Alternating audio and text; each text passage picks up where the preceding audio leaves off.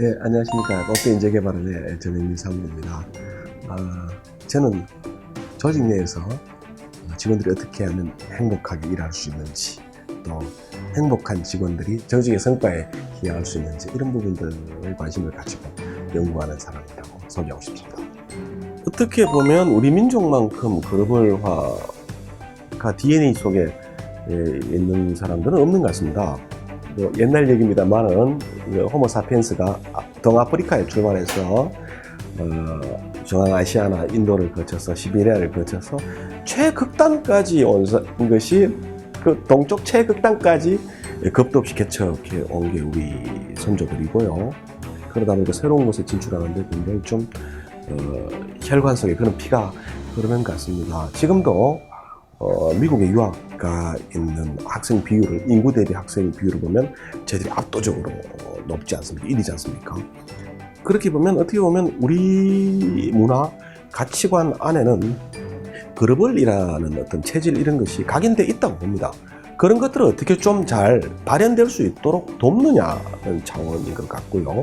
오히려 인사가 앞서서 개입하고 만들어내기보다도 발현할 수 있도록 돕는 것이 글로벌화에 대한 어떤 HR의 지원 사항이 아니겠는가, 이런 생각을 좀 하고 있습니다.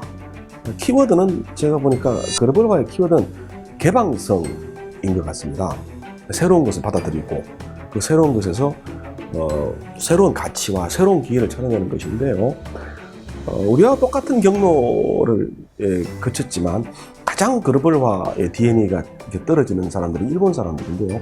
섬에 갇혀 있다 보니까, 2000년 섬에 갇혀 있다 보니까 이렇게 개방성이 떨어지고 동질화가 심화돼서 지금 글로벌화에 가장 취약한 상태가 되지 않습니까? 일본이 겪고 있는 어려움도 어떻게 보면 올바른 글로벌화를 못하고 있는 것이 그 경제적 어려움의 원인이라고 보는데요.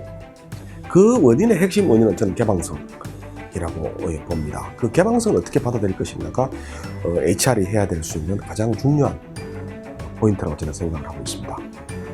글로벌 관련 이야기인데요. 결국은 글로벌의 특성은 개방성에 대해서 이야기를 좀 하고 싶습니다. 새로운 것에 부딪혔을 때 그것을 수용할 수 있는 것, 내 생각과 다른 것을 수용할 수 있는 것, 이런 것들에 대한 생각들 좀 얘기해 주고 싶고요. 미래란 것이 어떻게 보면 결정되지 않고 열린 것 아니겠습니까? 글로벌도 마찬가지입니다. 아직도 진출해보지 않는 국가, 그런 문화, 시스템, 이런 것도 열려있는 상태입니다. 그런 열린 것에 어떻게 적응하고 대응하느냐, 이런 부분에 대해서 좀 얘기를 하고 싶고요.